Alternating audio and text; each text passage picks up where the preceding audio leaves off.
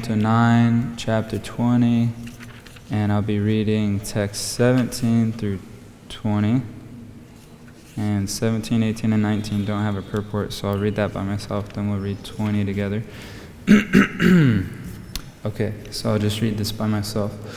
Amoga virya rajarshu raya mahishyam viram adade shvobhute swaparam yata kalena sutasasutam.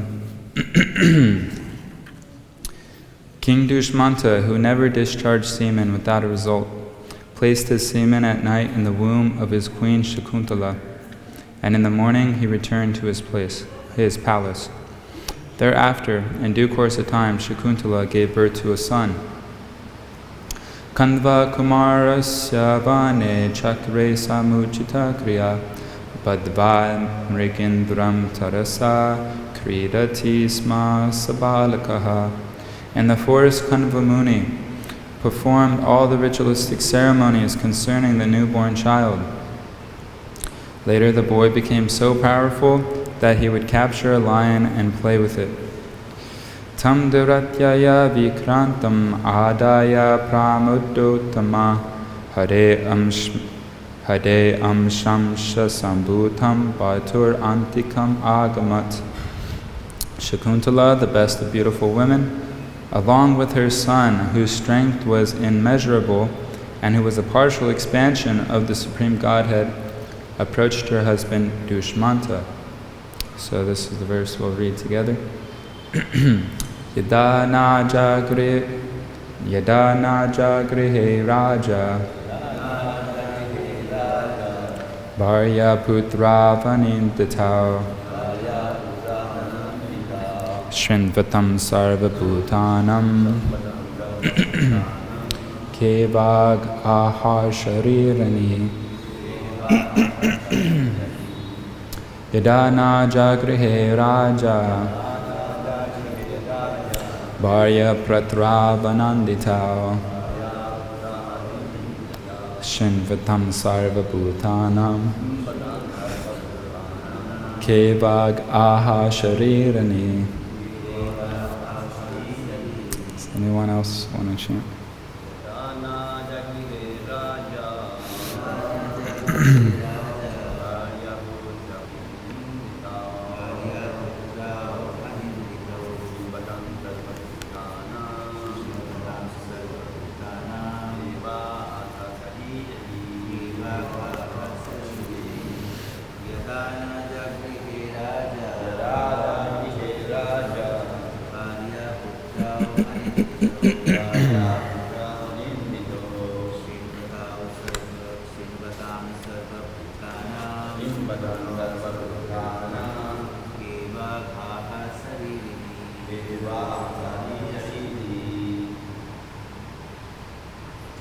Anybody else? No?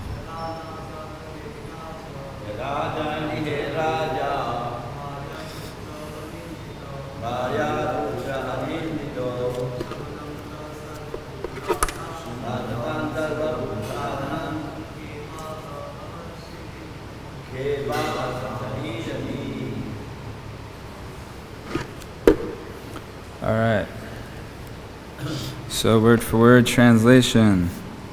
Yada, when, na, not, jagrihe, accepted, raja, the king Dushmanta, Bharya putrao, his real son and real wife,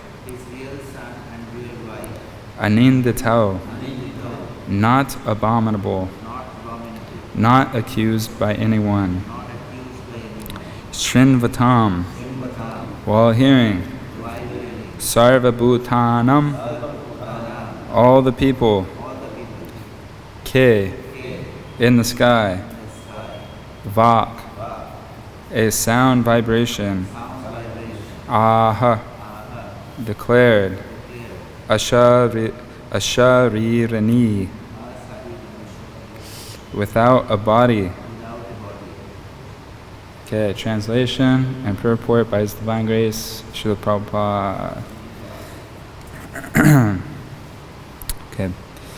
When the king refused to accept his wife and son, who were both irreproachable, an unembodied voice spoke from the sky as an omen and was heard by everyone. Purport. Maharaj Dushmanta knew that Shakuntala and the boy were his own wife and son. But because they came from outside and were unknown to the citizens, he at first declined to accept them. Shakuntala, however, was so chaste that an omen from the sky declared the truth so that others could hear. When everyone heard from the omen that Shakuntala and her child were truly the king's wife and son, the king gladly accepted them. Om Jnana Timyandasya Gyananjana Shalakoya Chaksha Unmilitamena Tasmai Shri Gurave Namaha. Nama Om Vishnubhadaya Krishna Prasthaya Budale Srimate Bhakti-Vedanta Swami Itinamane Namaste Saraswati Deve Gaudavani Pracharine Nirvishesha Shunyavadi Pashtatadishatarine. Alright. This chapter is entitled The Dynasty of Puru. Okay? And before this, we hear in the beginning of the chapter a long list of names. Now, actually, in the next few chapters, it explains different dynasties as well. The dynasty of Bharts, and I think the next one also, the descendants of Jamida.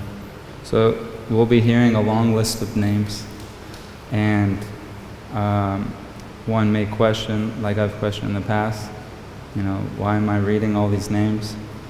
It seems like, sometimes I'm reading for like an hour all these names that I don't know. I don't even know who these people are.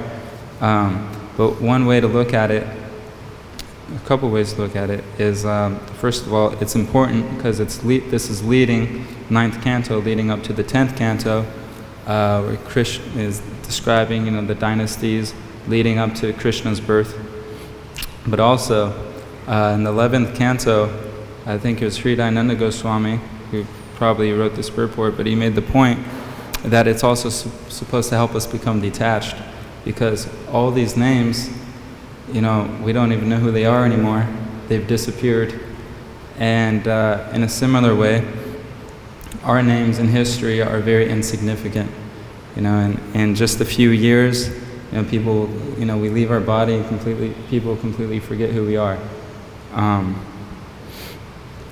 And the Bhagavad-Gita, it explains in the 8th chapter how there's different types of dissolutions of the universe, and one of them is the partial destruction of the universe when Lord Brahma goes to sleep, and then most of the universe is destroyed except the higher planetary systems. And then there's the second dissolution, which is more final, is when Lord Brahma actually leaves his body, and then all the universes enter into the body of Mahavishnu. But 11th canto also explains how there's a third dissolution, and this is the complete absolute dissolution, is when the false ego becomes disconnected from the soul, and the soul actually leaves the material world altogether. He doesn't have to come back when the universe exhales out of the body of Lord Vishnu again. So this Sambandha Gyan is supposed to help us become detached. So when we're reading these list of names, we can see how insignificant we are also. And Srila Prabhupada, I was hearing in a class a couple of days ago, he said that this body itself is an anartha. The soul does not need a material body. One of the worst things the soul can do is attain a false ego. Is like completely unnatural for us to have a false ego and a material body. And he said the fact you have the material body is proof that you're sinful. It's proof. It's like a symbol of envy of Krishna. So this whole idea of wanting, respect and honor is kind of like silly if you think about it objectively. It's like, okay, I'm a conditioned soul with imperfect senses, and I'm trying to do things that I'm not even in control of. Krishna's in control of, but I'm trying to perform my talents and activities in such a way that I impress another conditioned soul with imperfect senses. The whole thing is kind of silly. Why a sinful body that I have, and to get married to another person with a sinful body, it just doesn't really make sense if you actually think about it objectively. It's kind of like a silly procedure. So and one time, Tamal Krishna Goswami, he was one of the leaders of our movement. Srila Prabhupada had a lot of faith in him. And at one point, Srila Prabhupada was trying to purify him from any tinge of maybe some prestige that may come up because of his success in preaching. So Prabhupada made the point, this was in Los Angeles, that the spiritual world is Tripad Vibhuti. 75, approximately 75% of all of his existence are spiritual Vaikuntha planets. And then, the material world is 1/4. And he said, so within that material world, there's innumerable universes. And within every universe, there's innumerable planets. In every planet, there's innumerable countries. And he broke it down like that, innumerable countries, then every country, so many cities. And then he said, even the cities, there's so many roads and streets. And every street, there's so many houses. And we're in this one tiny building. And in this building, every square inch, there's millions of microscopic living entities. And here's this one living entity named Tamal Krishna Goswami, and he thinks he's so important. So, Srila Prabhupada, it's amazing.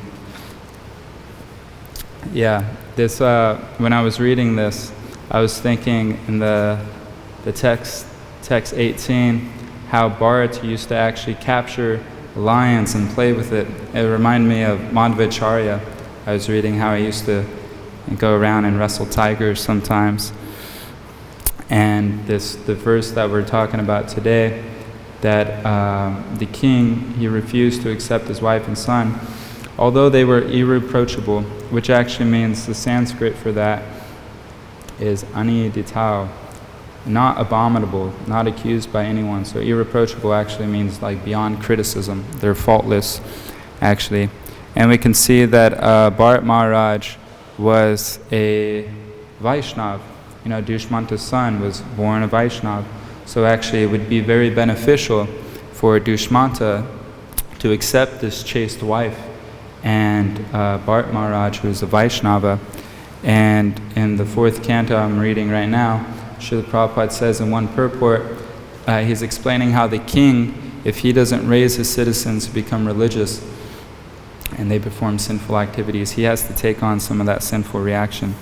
But in a similar way, if those living entities, or his citizens, perform pious activities or spiritual activities, the king also gets the benefit. And he was making the point that it's the same thing with the parents. If the child becomes spoiled, the parent has to suffer some of that sinful reaction. And if the child becomes a devotee, then the parent also gets credit. And there's so many stories of devotees. Sorry, I'm going to take a drink of water real quick.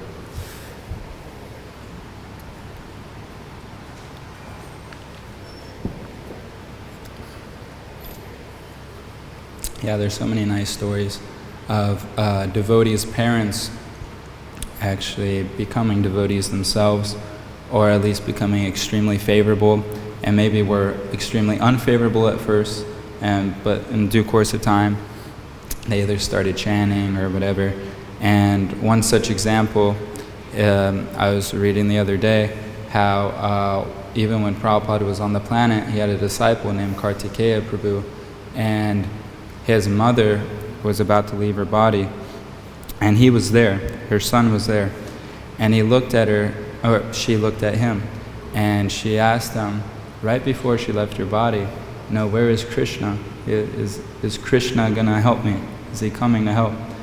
And when Prabhupada heard about this story, he said that his mother was actually attained liberation and went back to Godhead because she was thinking of Krishna at the time of her death. And I was reading one story about Keshava Bharati Maharaj. When his mother, the whole time he was a devotee for many decades, he had already taken sannyas, and I think this was in the 90s, but the whole time his mother was not very favorable, but they would keep in contact. But towards the end of her life, she was living alone, she was a widow, and Keshava Bharati Maharaj left India to go spend time with her. And eventually, she started following the 4 regular principles. She started chanting 16 rounds, and just in her last couple years, she got initiated by Shiva Ram Swami. And it's like a wonderful story how the parent is getting mercy from the child. And in a similar way, although I'm not much of a devotee myself, but because I'm in the association of great devotees, my mother also when I first joined, she was extremely skeptical, and she wanted me to leave the movement and get a job or whatever.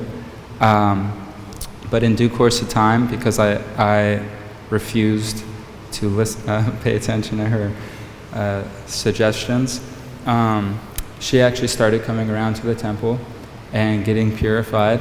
And I remember one time we were in Govinda's restaurant in LA, and we have a salad bar there with fruit also, and she was eating some of cantaloupe, and she took one bite out of the cantaloupe, and she was like basically like having ecstatic symptoms, and she was like, "Oh my God, this is the best thing I've ever eaten in my life.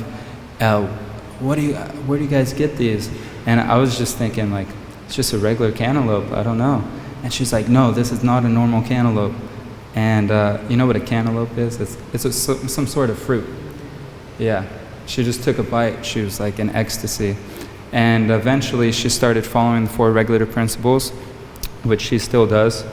And she has on her phone, whenever I call her, is Prabhupada chanting Kirtan. So whenever I call her, she hears that. And one time she called me, and she was at work. And what happened was she was in the middle of her job, and she heard the ringtone go off, Prabhupada chanting Kirtan. And she checked her phone, but nobody was calling. I wasn't calling, actually. And she thought maybe she was like going like maybe a little bit crazy or something. A half hour goes by, and it happens again. The Kirtan, she starts hearing Kirtan very distinctly, like she could promise that her phone was going off. And she checked, and nobody was calling again. And she called me saying that this was happening. And Prabhupada was actually manifesting to her through Kirtan, just from some connection to the temple, or because I'm practicing. And we can see that I see it within my own service when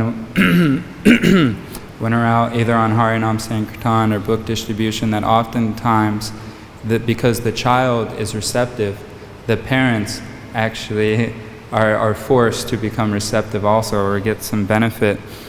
Like many times out on Harinam and in America, the child will come and want to dance with the Kirtan party.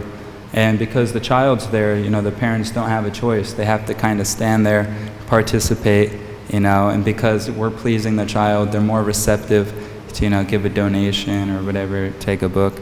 And I remember one time I had this just goes to show how,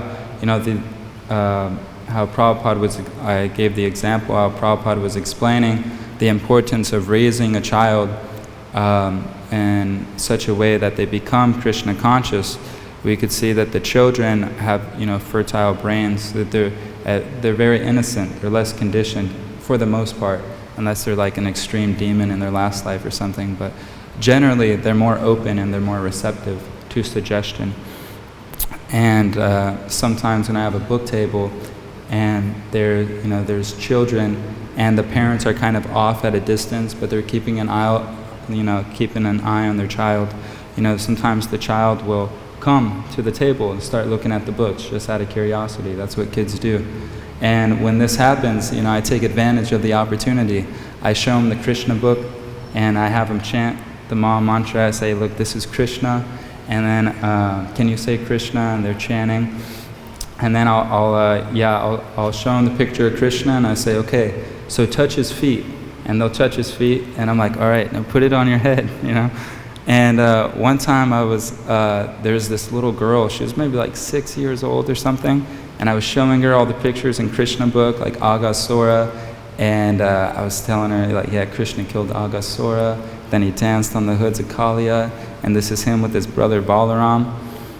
And this is an American girl, you know, white body, and she just looked up at me, and she said, is Krishna God? I never even said that. I never mentioned the word God. I was just talking about Krishna. And this happened in last December on the marathon. I was in a mall. I was going shop to shop in a mall, and I kind of have to sneak around because, you know, the security guards don't like us, you know, doing Sankirtan there. So I had to sneak around, going shop to shop, and sometimes I'll act like I'm a customer, you know, trying to buy things from the store, so no one's suspicious. And then I'll kind of like nonchalantly talk to someone next to me. So what happened was I stopped this one guy, maybe my age, but he had a son, probably about 5 years old. And first of all, I gave him a Bhagavad-Gita with the perfection of yoga. And just like spontaneously, this kid grabbed the perfection of yoga from my hands, and he held up the book, and on the back of the perfection of yoga, there's a picture of Prabhupada. And he showed it to his dad. He said, this man he was pointing at Prabhupada, this man right here, he's a wise man. This man is a good man. He's a great man. And he said, I haven't met a man like him since 1874. Little 5-year-old kid said that. And I was like, oh, what? And I looked at his dad. I was like, did you just hear what he just said? You know, he hasn't met a man like this since 1874. And his dad's like, yeah, he's always talking about like 1870, 1875, 1874. It's really amazing. And then because of that, you know, I showed him the picture of reincarnation, and you know, the dad took the book because of the son. You know, he gave a donation. And I'm reading Radha Damodar Vilas, like I said in my last class. It's a really amazing book, and it describes Jayananda Prabhu. When he was 4 years old, his parents brought him to a church, and Jayananda, whose name was Jim before he was initiated as a little kid, he was running around the church looking for something, like very restless, seemed like he was in anxiety. And his grandmother, who was with him, I said, you know, Jim, what's the problem? You know, what are you looking for? And in churches, like in a Catholic church or whatever, there's no deities, you know. There's only like, you know, the Bible and maybe pictures of like great saints or Jesus or the cross. But Jim was running around. His grandma said, what are you looking for? And he was saying, this is church, it's the place of God. And his grandma's like, yes. And he's like, but where's God? I'm trying to find God. You know, so you could see how a child who is open-hearted and receptive, they can actually accept, yeah, this is God. The deity form is God. You know, if Jim went to a Hare Krishna temple, he wouldn't have to be looking around because the altar door is open and God's right there.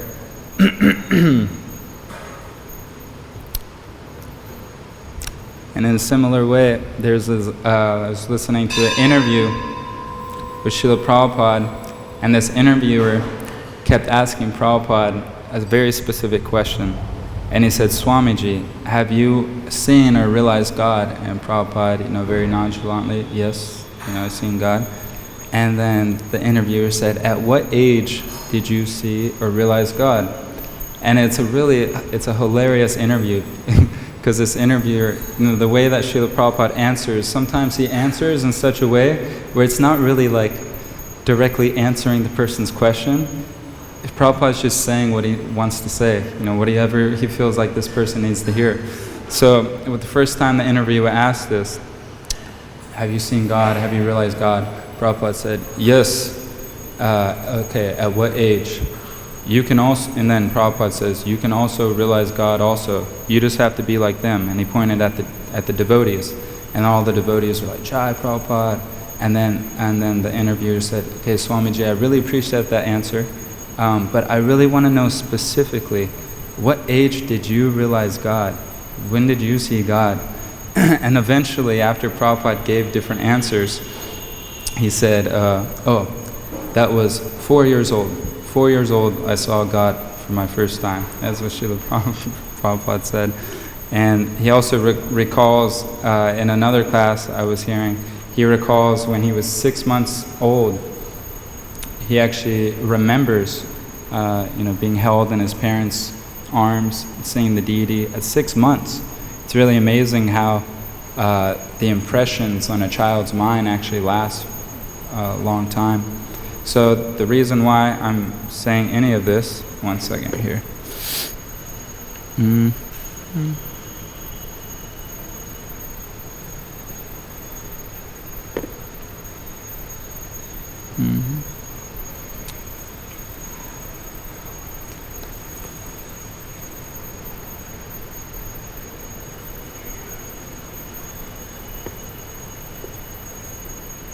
Okay. The reason why I'm saying any of this is the point I'm making is, Dushmanta was at first declining his Shakuntala and his son, but because of this omen in the sky, he eventually accepted them. And we can see how, remember Tamal Krishna Goswami was saying that he was explaining the pastimes of Dhruva Maharaj, and the point he was making there is how Dhruva Maharaj, when he was going back to Godhead, back to Vaikuntha, he wanted his mother to come. And because of that desire, and because she was his guru in such a way that she actually was the one that introduced him to the idea of going to the forest to find Vishnu, that the Vishnu Dutas actually told him to look over, and he saw his mother actually going to Vaikuntha also. And I had a few notes, but somehow I lost them. If you just wait for 30 seconds, I will try to find them. Yeah, okay, cool.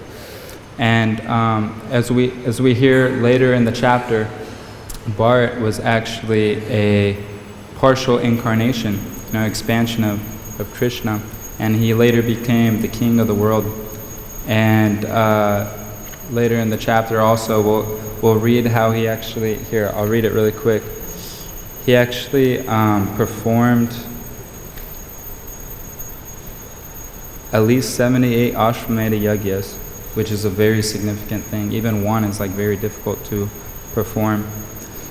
And he gave 1,400,400 elephants and at least 26,168,000 cows in charity.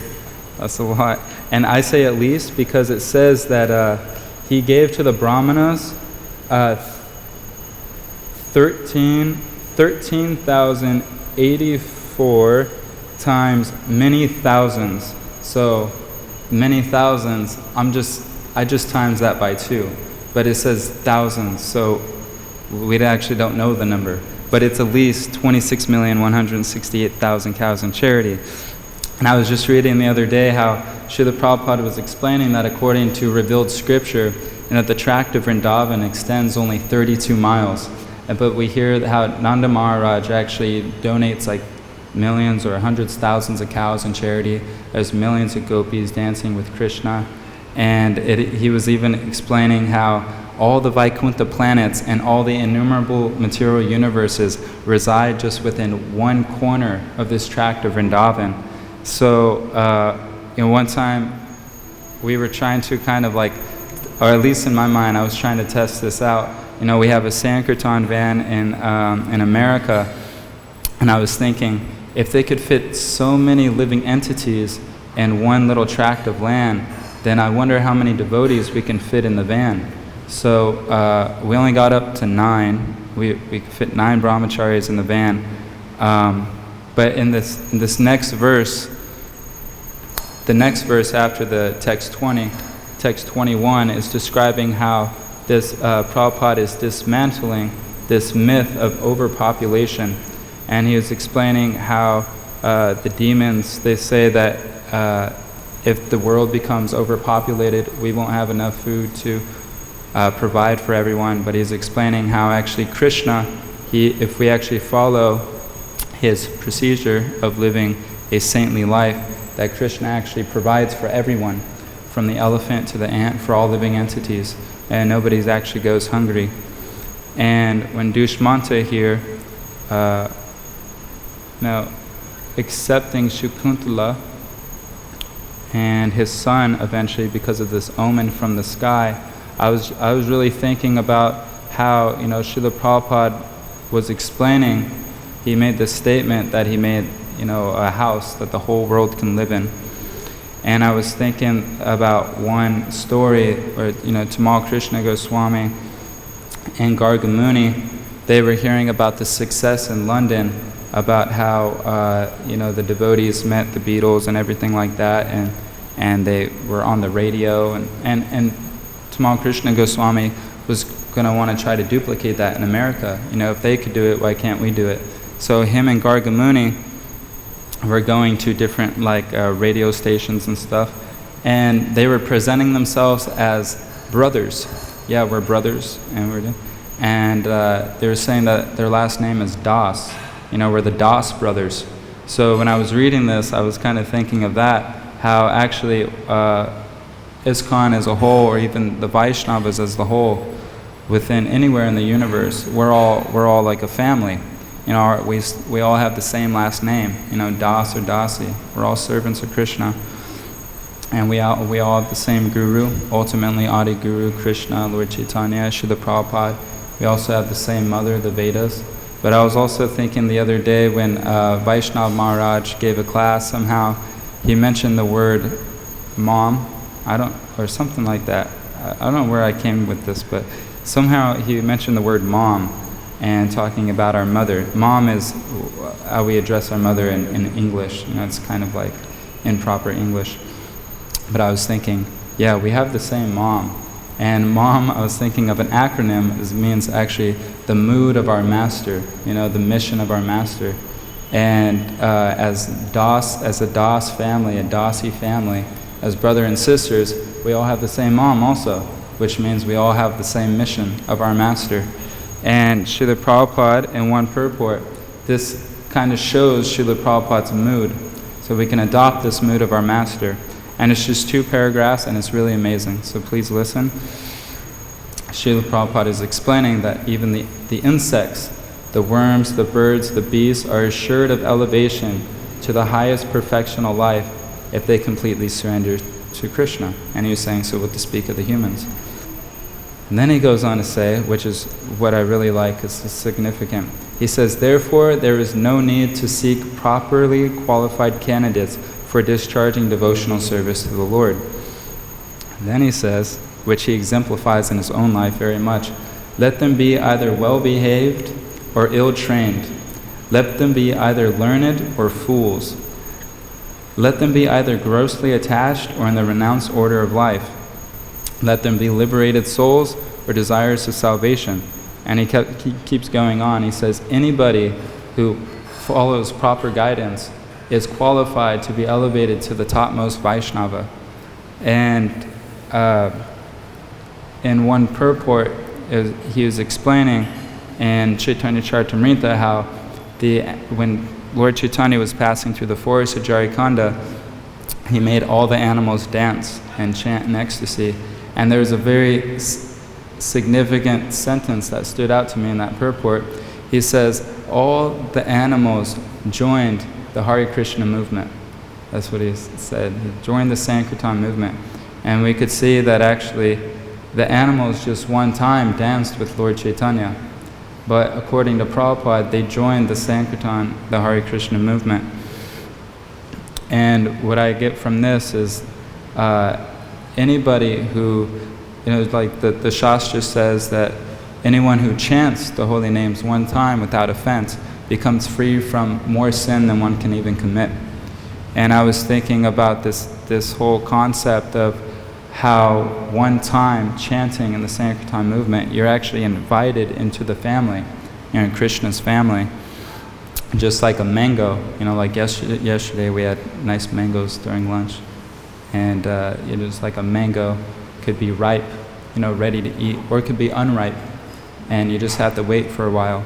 So in the same way, where we're giving people an opportunity, they may be unripe at first, but because they come in contact with the Sankirtan movement, it's just a matter of time till their devotion actually fructifies. And if someone gave me a mango, if either it's ripe or unripe, I'd still be happy, because if it's unripe, like I said, you just keep it in your room for a few days and just wait a little bit, and then you can enjoy it. So in the same way, if we offer jivas to Krishna, there's a book called Servant of the Servant by Tamal Krishna Goswami. Also, one of the chapters in there, it's called A Garland of Jivas. And he was explaining how you can offer Krishna a garland of flowers. He's happy with that. But more ecstatic is if you offer him a garland of jivas.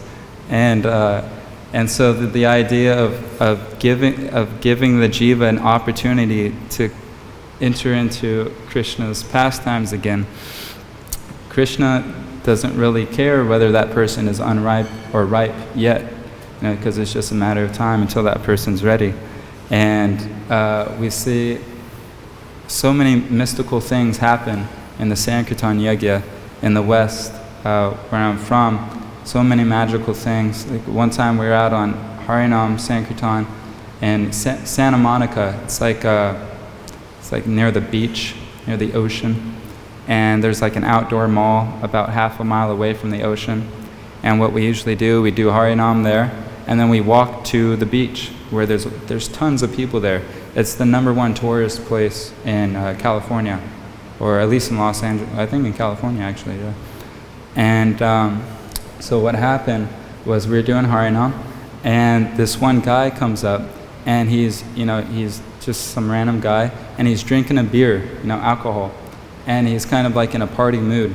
And then he sees our Sankirtan party, and he's like joins, he kind of is like dancing along and drinking beer at the same time and having a good time. And then he's there for like a half hour just dancing. Then we start walking to the pier, and he just follows us. He kind of just blends in with the group, but he at the same time drink. And then he's done with one beer, and he has a backpack. He throws his beer on the ground or whatever, he pulls another one out of his backpack. He's just continuously drinking. We go to the pier, and we're doing Harinam again, and we bring a box of books or magazines where some devotees go out and they distribute, and we keep the box behind the Harinam party. And he just spontaneously, after like an hour and a half of being with us, he decides to grab some magazines from the box. And he's got one beer in one hand, and distributing magazines to people in the other hand. And the devotees, we all kind of look at each other like, should we allow this to happen? He's like, not really the right image we're trying to give to our movement.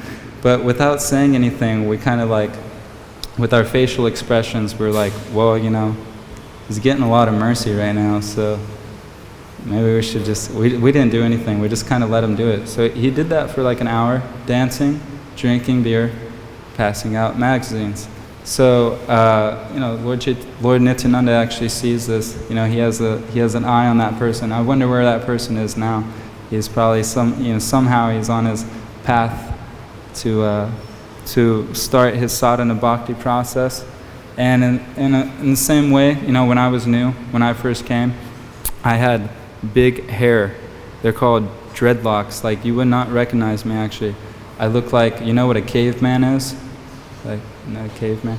Caveman is, according to material scientists that don't actually, maybe there were cavemen back in the day, but basically it's like an aborigine person that lives in the forest that just has like long hair and is like dirty or whatever. I kind of look like a caveman. I had like beard and like long hair, completely crazy looking, way different than what I look now. But anyways, when I first came to the temple, just even within the first few days, I didn't really know much. But I went out with the devotees, distributing books and doing Harinam. So this opportunity is actually available for everyone, and by the mercy of Lord Chaitanya. And sometimes we see, like at least in the West, I don't know how it is here, but when someone is far from being a ripe mango, they're completely unripe, but they come to the temple. Sometimes we have completely like crazy people come to the temple, like they're either on drugs or they're doing something weird, and they go inside, and obviously we want people to have the opportunity to come, but we have to draw the line somewhere. Sometimes we have to escort crazy people out of the temple. So that person's just not ready to be, he's causing a disruption to the service in the temple, either the class or the kirtan or whatever, so we have to remove him. So in the same way, we can look at ourselves to say, if we entered the pastimes of Goloka Vrindavan right now, would we cause a disruption in the pastimes? Or would we fit in harmoniously? I remember my spiritual master was giving this example that you have to be like 100% pure, because if you're not pure and you go to the pastimes in Vrindavan, he was explaining how the women in the heavenly planets are thousands of times more beautiful than the most attractive lady on earth. And then he was saying, and Vaikuntha's even more attractive. And he went all the way up to Goloka, and he said the most infinitely more attractive than any attractive woman on earth. And he said, imagine if you went there in your present state. And he was saying in this class that you'd be falling down at every nimesh, 1/12 of a second. Your mind would be completely disturbed. So he's saying we have to actually qualify ourselves to come there. But when I hear statements like this, it's like, my God, I have like such a long way to go. But when we read Prabhupada's books, he explains how, in a nectar of instruction, how we should be enthusiastic and at the same time patient. And Prabhupada explains in the purport there that, and also confident. He said enthusiastic, patient, confident. And he was saying how confidence means, and same thing with nectar of devotion, they give similar definitions. Confidence means that because I'm following the path chalked out by the acharyas, and I'm strictly following the regulative principles as taught by my spiritual master, it's just a matter of time that I get there. And we need patience and enthusiasm along the way, so we don't give up hope. And in one purport, Prabhupada is explaining in Bhagavatam that there's actually no need for anxiety. He said, this is the exact quote, he says, there's no need to be anxiety over attaining perfection. He said, if one simply follows the Guru, perfection is guaranteed. So this whole idea of actually, instead of forcing yourself into Goloka Vrindavan or Krishna's pastimes, that we actually please the people that are there eternally. We please the residents there, and we're actually invited in. We're invited into the pastimes, and that's actually more of that's the safer route. It's the easier route, because we may be impure ourselves, but because we're trying to please the person who is pure, he has access.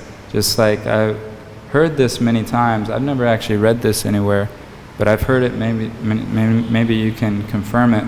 The Prabhupada disciples here, that there was one meeting where Prabhupada was saying that he's telling his disciples you have to be 100% pure to go back to Godhead. And he saw all these disciples were actually kind of like discouraged when they heard this. They're like, oh my God, 100% pure? It's like impossible for me to do. And he's like, okay, like 90%. And they were still kind of like, oh man. And he's like, all right, 80%. He kept going down. And then finally he got to what, like 70, or you know this, right? 70 or 60% or something. He's like, even if you're like 60%, I have the key to the back door. Something like that, right? That's correct? Yeah. I have the key to the back door. So you just do your best, and, Prabhupada just says, he's with me, and, we're good to go. But at the same time, as we're reading Prabhupada's books, he often makes that example of, like a transcendental bank account. You're like depositing a penny here, a dollar here, until you actually like reach, you become like rich in devotion. And there's this one verse he often quotes a lot where he's describing how there's different people, according to their state of mind, they see Krishna differently. The impersonalists see Krishna as like the impersonal Brahman, and the materialists just see him as a product of material nature, an ordinary man. The devotees see him as God, but he's saying, how the cowherd boys actually attain enough krita punya punja, enough spiritual piety to actually play with Krishna as a friend. So at the same time, that's there also. So my understanding is that we're kind of like, we're doing both. We're following the spiritual master, hoping that he will bring us to the eternal realm, but at the same time, we're doing our part. And I really like this point, that when I was reading this, I was kind of thinking like, okay, what am I gonna say? I don't really know so much about this story here. But in a Tamal Krishna Goswami, he was saying how he can make any verse into a Sankirtan verse, because he was saying that every verse is actually aiming for us to attain Krishna Prema. That's why every verse exists in any of the scriptures. And he says, and the way we attain Krishna Prema in this age is through Sankirtan. Therefore, I can connect any verse to the Sankirtan mission, because it's meant for attaining Krishna Prema. So when I was reading this, I was thinking how, okay, text 17, King Tushmanta, who never discharged semen without a result, placed his semen at night in the womb of Queen Shakuntala. So it's like, okay, what am I going to get out of that? But I was actually thinking like, the pure devotees actually, they don't say anything that doesn't produce a result. Just like I was given the example of the mango. Whenever someone hears from the pure devotee, whether in this life or the next life, they will actually take up the process of devotional service quicker. The pure devotees they shower their mercy. Whoever comes in contact with them, the result will be there. Just like this verse is explaining how he never discharged semen without a result. And I was thinking about one story that I heard from one devotee. What happened was in America, maybe 6 months ago or something, His Holiness Radhanath Swami was visiting, and this was in like the Bay Area. It's like 6 hours away from Los Angeles. So I decided to go there and hear him speak at the temple there. But in the meantime, a few days before that, I was out distributing books locally, and I met a devotee while I was distributing books, a devotee just walking around, and I told him, Radhanath Swami is actually in town, so that's why I'm here. I'm gonna, go to his class when he gives class. And this devotee became really excited, and he said, yeah, actually, I gotta go too, because Maharaj actually made me a devotee. And I was like, really? How'd that happen? And he's saying, in the mid-1990s, Maharaj would go with a group of devotees to something called the Rainbow Gathering. The Rainbow Gathering is a bunch of hippie-type people. They gather in the forest, in different forests throughout actually the world, but also in America it's very prominent. What they do, they live in the forest just for a few weeks all together, thousands of them. And sometimes devotees go there and they do kirtan and prasadam distribution or whatever. And what happened was this person that I met, this devotee, was saying that he was just like a spaced out teenager. He was sitting with his friends, and all of a sudden they see these people with robes come out, orange robes, and they were like, whoa, what's going on? And then the people with robes, they sit down and they bring out this one instrument that they'd never seen before, a harmonium. And everyone's intrigued, whoa, what is that? What is that instrument? And he said what happened was Maharaj just sat down and he got out the harmonium and he started chanting bhajans. And he started chanting, Oh Hey Vaishnav Thakur. That was the first song that he chanted. And then everyone there was mesmerized. They didn't know what the devotees were. They didn't even know what he was saying. But they were just impelled by the purity of the whole thing. And then after Maharaj chanted Vaishnava Thakur, he chanted Hare Krishna a little bit. And then he said, okay, so everybody stand up. He said, we're going to dance. And then he starts singing, Gaur Arti. And Kipa Jaya, Jaya Gaura Chandra on the harmonium, everyone's dancing. And then this person who I met on the street, who's now a devotee, was saying like he was completely enraptured. And afterwards the devotees go in their tent, and he goes to the tent also. And he says, that person playing that one instrument, is there any way that I can speak to that person?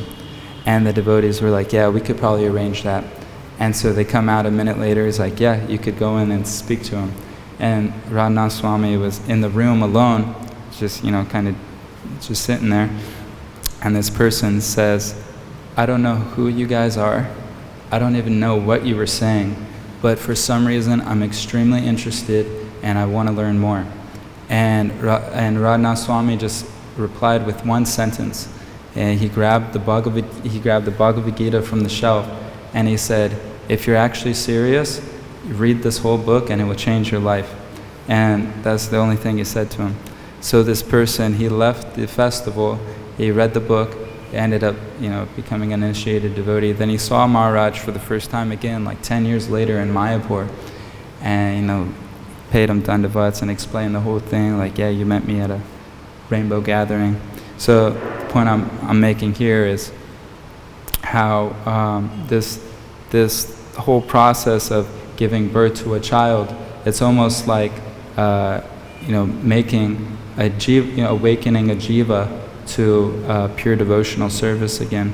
We implant the seed and the bhakti lata bij of a devotional service in that person, either through so many means, kirtan or whatever, bringing that person to the lotus feet of Krishna again. And I was thinking how actually birth, material birth, like I was saying, is like spiritual birth. First you implant the seed, and that person has to develop shraddha first, before he actually takes the next step. And I was thinking how it's almost like, the baby in the womb. For so many 9 or 10 months, that baby's in the womb, it's becoming nourished from the food that the mother is taking.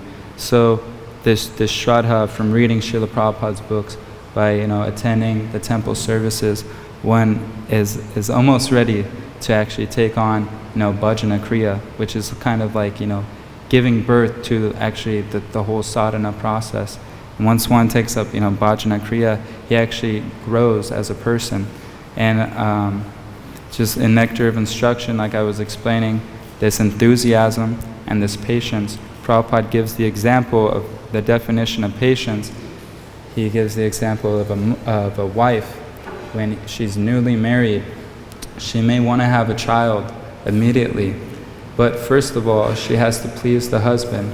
When the husband's pleased, then he'll impregnate her, and then she has to wait also for so many months until the child is born.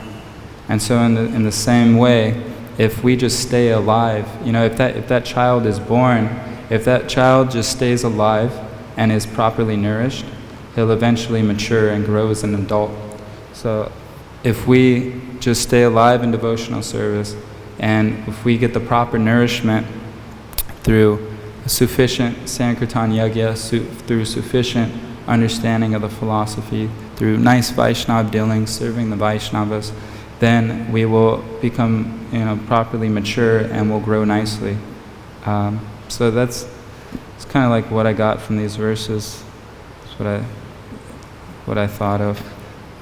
Is there any questions? Maybe 1 minute for a question or something like that, or a correction, or constructive criticism, anything? No? Okay.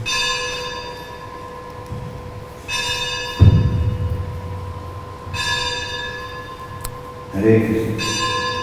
And one time I was going from LA to Hawaii.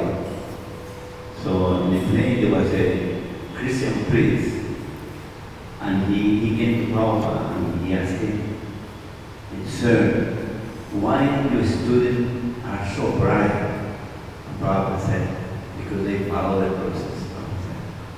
Because they follow the process. Like you say, we keep it, Yeah. Yeah, there's one devotee in LA named Brigupati Prabhu, really amazing devotee. And he saw pictures of me before I joined. You know, I told you I had long hair and stuff. And he was like, when he saw it, he's like, oh my God, that's scary. And he's like, I have a really good idea for preaching. We should have a billboard. You know what a billboard is like, a big advertisement on the street. You know, everybody that drives by sees it. And he says, we have a picture of you with long hair before you moved in, and then we have a picture of you now. And then on the bottom say, this is what happens when you chant Hare Krishna. You know? Yeah, anyways. Okay, Srila Prabhupada ki jai, Srimad Bhagavatam.